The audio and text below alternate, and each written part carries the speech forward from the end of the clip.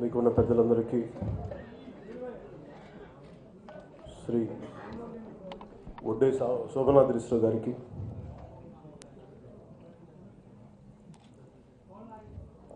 అలాగే రామచంద్ర గారికి, గురుతల్యులు ఉండవల్లి అరుణ్ కుమార్ గారికి, శ్రీ రేపాక ఏకాంబరాచార్యులు గారికి, నాకు అత్యంత ఆత్మీయులైన మధు గారికి, రామకృష్ణ గారికి, ఐవైఆర్ కృష్ణారావు గారికి, ఈ పుస్తక రచయిత, అందరికీ పేరు పేరున ప్రతి ఒక్కరికి నా హృదయపూర్వక నమస్కారం.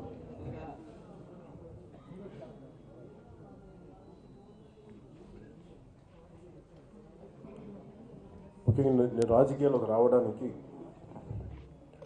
ముఖ్య కారణం, ఒక తరం తీసుకునే పాలసీలు ఆ తరానికి ఎప్పటికీ ఇంపాక్ట్ చూపించకపోవచ్చు. ఎప్పుడు 69-72లో జరిగిన గొడవలు, వారు తీసుకున్న నిర్ణయాలు ఇక్కడున్న తరానికి దాన్ని దెబ్బతీయడం మనం చూసాం. పోనీ దీని ప్రభావం ఎవరి మీద పడుతుంది అంటే, ఎప్పుడు పాలకులు చేసిన తప్పులకి ప్రజల శిక్ష అనుభవిస్తారు. అది నాకు ఎప్పుడు చాలా బాధ కలుగుతుంది. ఇందాక కృష్ణారావు గారు అన్నట్టుగా ఒక రాజధాని ఇన్క్లూజివ్ గ్రోత్ అంటే ఎక్స్క్లూజివ్ గ్రోత్ అనే పదాలకి ఈ రెండు పదాలే ఈరోజు రాష్ట్ర విభజనకి దారితీసినాయి. జనసేన పార్టీ ఆవిర్భావానికి కానీ ముఖ్య కారణం, ఎప్పుడో 1969-72 ఆ తదుపరి సంవత్సరాలు, తదుపరి దశాబ్దాలు తీసుకున్న నిర్ణయాలు అనేక రకాలుగా చెప్పినవి పాటించకపోవటం, చెప్పినవి చేయకపోవటం, అవన్నీ చాలా రకరకాల డివిజన్స్కి దారితీసినాయి. నేను చాలా 97లో నుంచి నేను తెలంగాణ విడిపోవాలి, మాకు ఆంధ్రాకి సంబంధం లేదన్నది మాటలు చాలా బలంగా వినిపించాను. నేను చాలామంది చూస్తూ ఉండేవాడిని. అది ఒక రోజున చాలా బలీయమైన మూమెంట్ అయ్యి, అది రాష్ట్రం విడిపోద్దని ఎవరు ఊహించుంటారు, కానీ అది నా కళ్ళ ముందు చాలా బలంగా నేను చూడటం చూశాను, పెరగడం చూశాను. దానికి ముఖ్య కారణాలు, అందరినీ ఒక అభివృద్ధిలో భాగస్వామ్యం చేయకపోతే చాలా అసమానతలకు దారితీస్తుంది. అలాంటి పరిస్థితులు ఇలా పెరిగి ఎవరు పట్టించుకోకపోవటం వల్ల, ఎవరు దాన్ని సకాలంగా సవ్యంగా దాన్ని అడ్రస్ చేయకపోవటం వల్ల వచ్చిన సమస్యలు ఈరోజు. అలాగే నేను ముఖ్యంగా మనకి రాష్ట్రం విడిపోయినప్పుడు, జనసేన ఆవిర్భించిన తర్వాత నేను ముఖ్యంగా కోరుకుంది, పాలకులు చేసిన తప్పులకి ప్రజలు శిక్షింపబడకూడదు. ఎట్లా అయినా సరే దీన్ని బలంగా మాట్లాడాలి. ప్రజల్లో ఉన్న ఏవైతే ఆశయాలు ఉన్నాయో దాన్ని బలంగా చెప్పగలగాలి. ఇందాక రామకృష్ణ గారు చెప్పినట్టు, సిపిఐ రామకృష్ణ గారు చెప్పినట్టుగా, కేవలం డబ్బున్న వాళ్ళే, కేవలం ధనమే రాజకీయాలను శాసిస్తే జరిగే దారుణాలు, జరిగే తప్పులు ఇప్పుడున్న తరం ఫేస్ చేయాల్సి వస్తుంది. ఉదాహరణకి అభివృద్ధిలో మనం భాగస్వామ్యం ఎప్పుడు కూడా అభివృద్ధి కొంత విధ్వంసానికి కారణం అవుతుంది. నాగరికత చిన్న విధ్వంసానికి ఖచ్చితంగా కారణం అవుతుంది. ఒక చిన్నపాటి సౌకర్యం కూడా విపరీతం, ఒకసారి విధ్వంసం జరిగితే కానీ ఆ సౌకర్యం రాదు. 2010 ఆ టైంలో హైదరాబాద్ చుట్టూ రింగ్ రోడ్లు చేస్తున్నప్పుడు నాకు ఒక రైతు అన్న మాటలు నాకు చాలా గాఢంగా నాటుకుపోయింది. హైదరాబాద్ పరిసరాల చుట్టూ రింగ్ రోడ్డు డెవలప్ చేస్తుంటే అప్పుడు పెరుగుతున్న ప్రజల అవసరాలకి, ఆ పరిస్థితులకి రోడ్లు వెడల్పు చేయాల్సిన అవసరం ఉంది. ఇలాంటి పరిస్థితుల్లో చేస్తున్నప్పుడు ఆ రైతన్న మాటలు ఏంటంటే, మా చిన్నప్పుడు ఊళ్ళు కోసం రోడ్లు వేయడం చూసాం, కానీ రోడ్ల కోసం ఊళ్ళే తీసేయడం చూడలేదని చెప్పాడు. చాలా బాధ కలిగించే మాటలు, అంటే కన్నీరు మన కంటి తడి పెట్టించే మాటలు. అంటే మన అభివృద్ధి అంత దారుణంగా ఉంటుంది. అందుకని పాలకులు కానీ ఎవరు కానీ చాలా బాధ్యతతో చేయాలి అభివృద్ధి అనేది. ఎప్పుడైనా సరే ఒక అభివృద్ధి కోసం నిర్వాసితులు ఉంటాయి. వీళ్ళందరి కోసం చాలా జాగ్రత్తలు తీసుకోకుండా ముందుకు వెళ్ళకపోతే కొంత మానవతా దృక్పథం, అధికారంలో ఉన్నోళ్ళు మానవతా దృక్పథంగా లేకపోతే చాలా క్రూరంగా ఉంటుంది పాలన.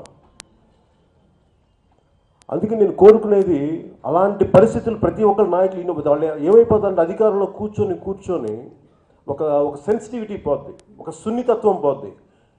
ఈ మనిషి ఎలా బాధపడతాడు, ఈ పని చేయకపోతే వాళ్ళకి ఏం జరుగుద్ది, వాళ్ళని ఆ స్థానంలో పెట్టుకొని చూసే పరిస్థితులు లేకపోతే పరిస్థితులు ఇలాగే ఉన్నాయి. అలాంటి విజనరీ లీడర్స్ ఉండబట్టే ఇందాక కృష్ణారావు గారు చెప్పినట్టుగా క్యాపిటల్ని ఇంతమందిని ఆలోచించి వీరందరినీ సమతుల్యతో చూడాలంటే సంబంధం లేని వాళ్ళందరూ కూర్చోబెట్టి భావితరాల కోసం భాషా ప్రయుక్త రాష్ట్రాలు ఏర్పడలేని పరిస్థితుల్లో కూడా ఇవన్నీ చేయడానికి ఆ విజనరీ లీడర్స్ కూర్చొని కర్నూలు రాజధానిగా పెట్టారు. ఆ తర్వాత 2 తెలుగు రాష్ట్రాలు కలిసినాయి. ఇవన్నీ జరిగినప్పటికీ ఆ తర్వాత అంత విజనరీ లీడర్షిప్ లేకపోవడం వల్ల తరాలకి ఏమైతే ఒక పాలనా నిర్ణయాలు తీసుకున్నప్పుడు ఏం జరుగుతుందని ఇవన్నీ ముందు చూపు లేకపోవడం వల్ల కేవలం స్వార్థ చింతన, కేవలం పార్టీ తాలూకు బెనిఫిట్స్ తప్ప ప్రజాదృష్టి లేకపోవడం వల్ల ఈరోజున పరిస్థితులు వస్తాయి. నేను తెలుగుదేశం పార్టీకి సపోర్ట్ చేసినప్పుడు ఆ రోజున వచ్చిన డిస్కషన్లో రాజధానికి ఎంత అని అడిగాను ముఖ్యమంత్రి గారిని, ఎంత అభివృద్ధి కావాలి, ఎంతలో అభివృద్ధి మన రాజధాని అవసరం అవుతుందంటే ఆ రోజున వారు చెప్పింది, మనకి మంగళగిరిలో అటవీ భూమి ఉంది, 1800 ఎకరాలు 1500 ఎకరాలు, దాన్ని డీనోటిఫై చేస్తే సరిపోతుంది, మనం ఎవరి రైతుల దగ్గర నుంచి తీసుకోవక్కర్లేదు. ఇది నాకు ఆ రోజు చెప్పింది. నేను ఎప్పుడు అభివృద్ధికి వ్యతిరేకం కాదు. అసలు సంపదే సృష్టించకపోతే అసలు ఏమీ చేయలేం. సో సంపద సృష్టించడానికి నేను వ్యతిరేకం కాదు ఎప్పుడు. కానీ ఆ సంపదని ఎలా సృష్టించాలి, ఎంత బాధ్యతతో సృష్టించాలి, ఎంతమందికి దాన్ని చేరువ చేయాలి, ఆ అభివృద్ధిలో ఎంతమందిని భాగస్వామ్యులు చేయాలి, దీన్ని కానీ అది కేవలం కొద్ది మందికా ఎక్కువ మందికా అన్నదాన్ని వారి విఘ్నత మీద ఆధారపడి ఉంటుంది. ఇదే తెలంగాణ ఆవిర్భావానికి ఉదాహరణకి ముఖ్యమంత్రి గారి దగ్గర నేను పదే చూసేది ఏంటంటే, నేను హైదరాబాద్ నగరాన్ని నేను నిర్మించానంట. దానికి వారు చెప్పడానికి నేను హైదరాబాద్ నగరాన్ని నేను చెప్పడానికి నేను దాన్ని ఏమనుకుంటానంటే సైబరాబాద్గా తీసుకుంటాను. ఆల్రెడీ జంట నగరాలుగా ఉన్నాయి దానికి ముందు శతాబ్దాల నుంచి. సైబరాబాద్ అనేది ఒక కొత్త నగరాన్ని నిర్మించడానికి వాళ్ళు ముందుకు తీసుకెళ్లారు, దాన్ని ఎవరు కాదనరు. కానీ మీకు ఇక్కడ చాలామందికి తెలియదో లేదో కానీ తెలంగాణ అభివృద్ధిలో అంటే ఆంధ్రప్రదేశ్ ఆ టైంలో తెలంగాణ అభివృద్ధిలో హైదరాబాద్ అభివృద్ధిలో మాకు భాగస్వామ్యం లేదు అని ఏ స్థాయి వ్యక్తులు మాట్లాడారో నాకు తెలుసు.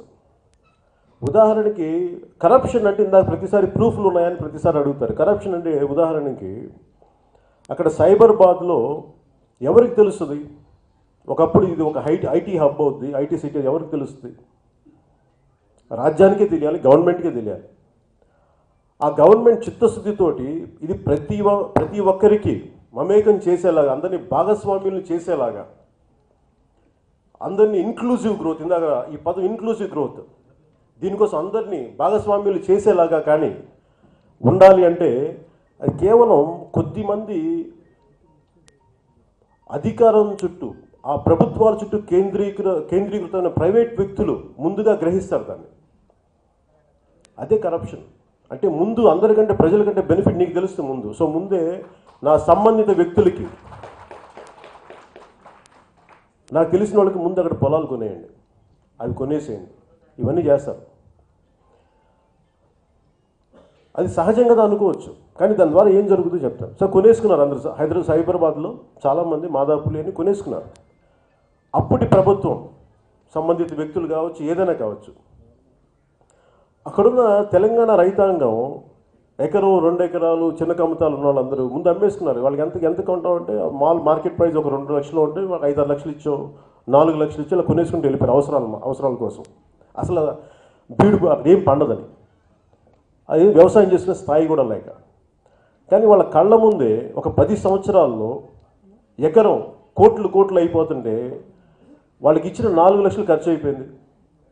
వాళ్ళు ఇంకొక కొద్దిగా డెవలప్మెంట్ అమ్మని వాళ్ళు ఇంకొంచెం 20 లక్షలకి అమ్ముకుంటే వాడు ఒక ఇన్నోవా కారు కొనేసుకొని ఆ ఉన్నది ఎప్పుడు అంటే అభివృద్ధి నాకు డబ్బుని సంపాదించే స్థాయి లేనప్పుడు, దాన్ని అభివృద్ధి చేసే స్థాయి లేనప్పుడు ఏమైపోతుంది, డబ్బు రూపంలో ఉన్న ద్రవ్యం రూపంలో ఉన్నప్పుడు ఖర్చు పెట్టడం చాలా తేలిక అయిపోతుంది.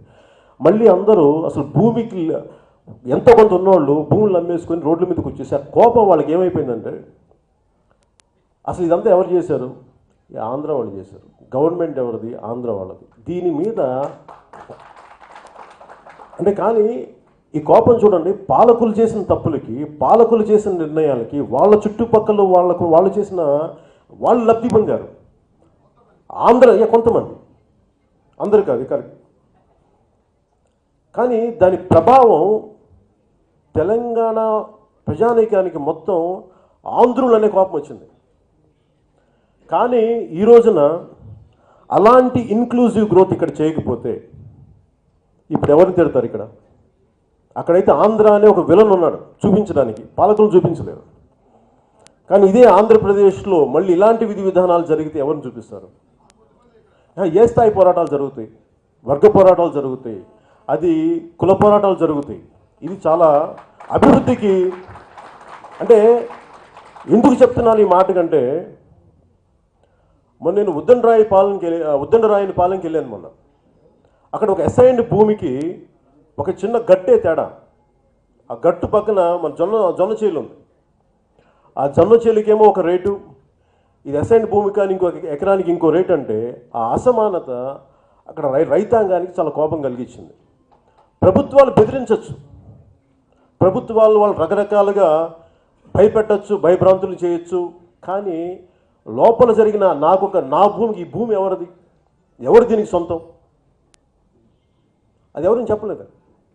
కానీ కొద్దిమందికి ఇది అసైన్ భూమి, మిగతా వాళ్ళకి కాదు అనేది గుత్తాధిపత్యం, ఇంకొకరికి ఎన్ని సమస్యలు ఏమైపోతుంటే అక్కడైతే తెలంగాణ అనే ఒక నినాదం వచ్చింది. కానీ ఇక్కడ ఏం వస్తే మనకు తెలియదు, ఫ్యూచర్లో మీకు నాకు కూడా తెలియదు, అది జరిగే వరకు మనకి ఎవరికి తెలియదు. కానీ మనందరికీ ఒకటేం తెలుసు, ఇలాంటి అసమానతల వల్ల చాలా గొడవలు అయితే అవుతాయి, అస్తిత్వ పోరాటాలు వస్తాయి, రాజకీయ అనిశ్చితి వస్తాయి. ఏదైతే అభివృద్ధి, నేను ప్రతిసారి ముఖ్యమంత్రి గారు సింగపూర్ తరహా రాజధాని అంటే సింగపూర్ తరహా కంట్రీ ఇంకా నిర్మితం అవుతూనే ఉంది ఈ రోజుకి, అది ఎప్పటికీ అవ్వదు. అలాంటి దేశం అంటే దాదాపు ఈ రోజున 33,000 ఎకరాలు అంటే ఒక 29 సింగపూర్ ఒక 29 నుంచి ఒక 32 ఎంతో చదరపు మైళ్ళు వైశాల్యం ఉన్న దేశం అది. ఈ రోజుకి అది నిర్మితం అవుతూనే ఉంటుంది. సో రాత్రికి రాత్రి ఒక రాజధాని నగరాన్ని నిర్మించడం అసాధ్యం. ఒక జనరేషన్, ఒక కోట కట్టాలంటే మనం చెప్తారు, ఒక రాజు మన చిన్నప్పుడు చరిత్ర చదువుకున్నప్పుడు ఒక రాజు స్టార్ట్ చేసి ఈ కోట ఆయన కొడుకు ఆయన ముని మనోడు ఫినిష్ చేశాడంటారు. అలాంటిది ఒక మహానగరాన్ని నిర్మించడం ఒక 10 సంవత్సరాలు 5 సంవత్సరాలు ఎవరిని చెప్తున్నారంటే అవి ఖచ్చితంగా అబద్ధాలు, అవి మనం నమ్మకూడదు. కానీ దీన్ని ఇన్క్లూజివ్ గ్రోత్ చేయకపోతే, ఇందాక ఇన్క్లూజివ్ గ్రోత్ చేయకపోతే వచ్చే సమస్యలు ఏమవుతాయంటే, ఉదాహరణకి నేను ప్రతిసారి అనుకుంటాను ఉత్తరాంధ్ర వ్యక్తి ఇక్కడికి వచ్చి రావాలి, నేను శ్రీకాకుళం నుంచి ఇక్కడికి రావాలి, నేను శ్రీకాకుళం వాస్తవాన్ని లేదా విజయనగరం నుంచి రావాలి, నాకు ఇది రాజధాని నగరం, నేను ఇక్కడ స్థలం కొనుక్కోవాలంటే నాకు ఈ స్థానం ఎక్కడుంది దీంట్లో, నేను ఒక ఇల్లు ఒక చిన్న హౌస్ ప్లాట్ కొనుక్కోగలనా? అదే సహజంగా ఎవాల్వ్ అయ్యే క్యాపిటల్కి, ఉదాహరణకి హైదరాబాద్ మనందరూ కామన్ క్యాపిటల్ అనుకున్నప్పుడు అక్కడికి వెళ్తున్నప్పుడు ప్రతి ఒక్కరికి నేను ఏదో కూలి పని చేసుకోవడానికి వెళ్ళాను, లేదా ఇంకో పని చేసుకోవడానికి వెళ్ళాను, ఒక బస్తీలోకి వెళ్ళాను, నేను అక్కడ వెళ్ళి ఒక చిన్న ఇల్లు కట్టుకుంటాను, కష్టపడతాను, ఇంకోటి చేస్తాను, ఇంకో పెద్ద స్థాయి సహజంగా ఎదిగే అభివృద్ధి. ఇక్కడ ఏం చేశారు, మళ్ళీ హైదరాబాద్లో చేసిన తప్పే చేస్తున్నారు. ముందుగానే కొన్ని ఎకరాలు పట్టేసుకున్నారు. అంటే యాక్చువల్ క్యాపిటల్ అవసరం ఏముంది, అడ్మినిస్ట్రేటివ్ క్యాపిటల్ అంటే మొత్తం కార్యకలాపాలు నిర్వహించడానికి ఒక క్యాపిటల్ కావాలి, అంటే అడ్మినిస్ట్రేటివ్ బిల్డింగ్స్ కావాలి, అదే క్యాపిటల్. మిగతాదంతా అది ప్రజలు సహజంగా ఆ అవసరాలను బట్టి పరిస్థితులను బట్టి వాళ్ళు పెంచుకుంటూ వెళ్తుంటారు. ఈ రోజున మనకి అడ్మినిస్ట్రేటివ్ క్యాపిటల్, ఈ రోజున హైదరాబాద్లో అడ్మినిస్ట్రేటివ్ క్యాపిటల్ అని యాక్చువల్ మనం మాట్లాడే క్యాపిటల్లో అడ్మినిస్ట్రేటివ్ బిల్డింగ్స్ మనం కనుక సరిగ్గా ఎకరాలు లెక్క పెడితే 200 ఎకరాలు ఉంటాయి అంతే, ఇంక్లూడింగ్ గవర్నర్ రాజ్భవన్తో సహా 10 ఎకరాలు, దాంతో కలుపుకొని 200 ఎకరాలు. సరే ఇవన్నీ మనం ఏది మాట్లాడుకున్నా ప్రభుత్వం తాలూకు విజన్ని మనకి హైదరాబాద్ కోల్పోవటం వల్ల వచ్చిన సమస్యలు వీటన్ని దృష్టిలో పెట్టుకొని ప్రభుత్వం చాలా గ్రేట్ ఇమాజినేషన్, గ్రేట్ ఇన్స్పిరేషన్ తోటి చేసి ఉండొచ్చు. కానీ దాంట్లో ఎక్కడ కూడా 33 నేను ఎందుకు విభేదించలేదు. నేను డే 1 నుంచి మొదటి రోజు నుంచి ఎక్కడ విభేదించానంటే నాకు చాలా బాధ కలిగేది ల్యాండ్ ఎక్విజిషన్ యాక్ట్, భూ సమీకరణ చట్టం. ప్రజల్లో పెరుగుతున్న ప్రజల అవసరాలకి ఇన్ఫ్రాస్ట్రక్చర్కి కొంత త్యాగాలు తప్పవు, కానీ దాన్ని చాలా బాధ్యతగా మానవత్వం చేయకపోతే చాలా అసమానతలు దారితీస్తాయి. అలాగే రాజధాని కోసం భూ సమీకరణ చట్టం పెట్టినప్పుడు అక్కడ మల్టీ క్రాప్ ల్యాండ్ 3 పంటలు పండే భూములు తీసుకుంటున్నప్పుడు అక్కడ రైతులు బేతపూళ్ళగా ఇక్కడికి వెళ్ళినప్పుడు మేము ఎవరి మీద ఆధారపడకుండా జీవిస్తున్నాం, ఈరోజు మమ్మల్ని తీసేస్తారండి. నాకు ఎప్పుడైనా సరే ఆల్రెడీ ఇష్టపడి భూమి ఇస్తున్నాం. నేను ఆ రోజున ఏం చెప్పానంటే ప్రభుత్వానికి, మీరు ఇష్టపడి భూమి ఇస్తే ఇంక నేనేం చేయలేను, కానీ బలవంతంగా లాక్కుంటే మటుకు ఆ రోజే రోడ్ల మీదకి వస్తాను. 2014 మొన్న చెప్పింది కదా, అంతకుముందే నేను రోడ్డు మీదకి వస్తానని చెప్పాను. దానివల్ల కొంత భూ సమీకరణ చట్టం మటుకు వాళ్ళు అప్లై చేయడం ఆపేశారు. ఈ రోజున నేను కోరుకునేది ఏంటంటే, ఇప్పుడు పరిస్థితుల్లో మనం ఎంత బాధ్యతగా దీన్ని చేసుకోకపోతే ప్రతి ఒక్కరికి దీని ఇన్క్లూజివ్ గ్రోత్, మళ్ళీ కళింగాంధ్ర, మేము ఆంధ్రప్రదేశ్కి సంబంధించిన వాళ్ళం కాదు, కోస్తా ఆంధ్రాకి సంబంధించిన వాళ్ళం కాదు, మళ్ళీ మా కళింగ ఆంధ్రలో అని చెప్పి ఒక కొత్త ఉద్యమం, ఈ రాయలసీమ వాసులకు దీంట్లో ప్రాతినిధ్యం లభించకపోతే మళ్ళీ రాయలసీమ ఉద్యమం, ఇవన్నీ రకరకాలకి దారితీస్తాయి. అమరావతి రాజధాని అనేది ప్రతి ఒక్కరికి ఇది ఇన్క్లూజివ్, ఇది మాది అనే భావన ప్రభుత్వం కలిగించలేనప్పుడు ఇంకో విపత్కరమైన పరిస్థితులకి మనం ఎదుర్కోవాల్సి వస్తుంది. అందుకే నా విన్నపం ఏంటంటే, ఇలాంటి పుస్తకాలు దీని మీద మరింత కృష్ణారావు గారు రచించినట్టు ప్రతి ఒక్కరు ఎక్కువ మంది రాయగలిగితే, దీని అవగాహన పెంచుకొని దీని ఫ్యూచర్లో భావితరాలకి ఇలాంటి పరిస్థితులు రాని సమాజాన్ని మనం సృష్టించకపోతే మళ్ళీ ఇంకోసారి తెలంగాణ లాంటి పరిస్థితులు, సెపరేట్ స్టేట్హుడ్ వచ్చే పరిస్థితులు ఉత్పన్నం అవుతుంది. అందుకని ఇది స్పెషల్ కేటగిరీ స్టేటస్ ఎలాంటి ఇష్యూనో దీన్ని కరెక్ట్ చేసే ఇష్యూ కూడా, క్యాపిటల్ ఇష్యూ కూడా చాలా బలమైన ఇష్యూ. ఇది అందరికీ సంబంధించిన రాజధాని. ఇది కేవలం కొద్ది మందికే కాదు, కేవలం ఒక పార్టీ సెంట్రిక్ రాజధానిగా కాకుండా ఇన్క్లూజివ్గా రాజధానిగా చేయకపోతే మటుకు దీని పరిణామాలు ప్రతి ఒక్కరి మీద పడతాయని మనస్ఫూర్తిగా నేను తెలియజేసుకుంటూ, ఇంకొకటి ఇందులో వాళ్ళు వడ్డే శోభనాద్రీశ్వరరావు గారు ఈ పుస్తకం చూసాం ఇక్కడ, అమరావతి నవ్యాంధ్ర ప్రజా రాజధాని అయ్యేలా అని. అలాగే దీంట్లో కూడా ఒక చిన్న కార్మికుడు ఉండి చిన్న ఆవు పక్కన ఉంది. ఈ 2 బొమ్మలకి మేజర్ ఎక్కడ సోషల్ ఇంపాక్ట్ అసెస్మెంట్ తీసుకోలేదు. ఒక రాజధాని నిర్మించేటప్పుడు, ఇంతమంది నిర్వాసితులను చేసేటప్పుడు సామాజిక ప్రభావం అంచనా తీసుకోలేదు. ఎంతమందికి ఉద్యోగాలు పోతాయి, ఎంతమందికి ఇది పోతుంది, అలాంటివి తీసుకోలేదు. అలాగే ఆఖరి మాటకు నేను చెప్పదలుచుకుంది, బుద్ధుడు బొమ్మ చెప్పారు. బుద్ధుడు కనీసం జీవహింస చేయలేదు, ఎవరిని హింస పెట్టకూడదు, అందరికీ సమానంగా ఉండాలి, సృష్టి అంతా చాలా సమానమైందని చెప్పిన వ్యక్తి. ఆ స్ఫూర్తి అమరావతి రాజధానిలో ఉండాలి, బుద్ధుని స్ఫూర్తి, నిజమైన స్ఫూర్తి అమరావతి రాజధానిలో ఉండాలి, అందరికీ న్యాయం చేయాలి, ఇది అందరినీ భాగస్వామ్యం చేసే రాజధానిగా తయారవ్వాలని మనస్ఫూర్తిగా కోరుకుంటూ సెలవు తీసుకున్నాను. నాకు ఈ అవకాశం ఇచ్చిన కృష్ణారావు గారికి, పెద్దలందరికీ పేరు పేరున ధన్యవాదాలు తెలియ సెలవు తీసుకున్నాను. జై హింద్.